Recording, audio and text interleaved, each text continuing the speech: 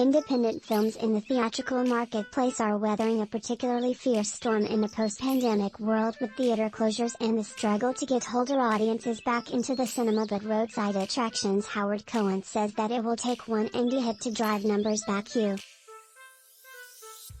Movies like that, even a couple of them, could be game changers and bring people back and remind them of these experiences.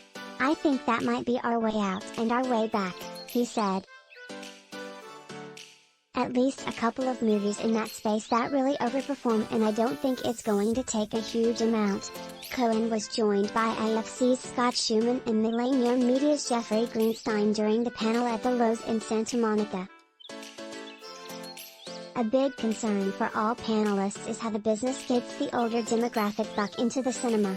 Truthfully, the older demographics aren't comfortable coming to the cinema just yet, and the habits of watching content have changed, said Greenstein. Throughout the entire pandemic, it was just so easy to stay home and watch, and I think that's a big factor.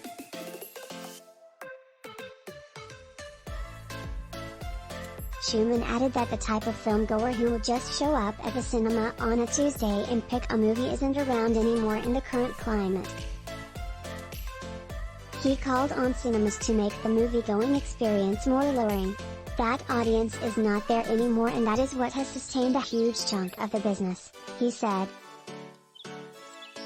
I think we can sit around and wait and sit there and believe in the audience, which we do. We still support movies for older audiences and we are still buying them, but we are also sitting there and saying, what is working? Maybe it's something more genre adjacent, or something that has a little bit of a younger appeal or a younger protagonist, or things like that that we just have to be a little more reactive about.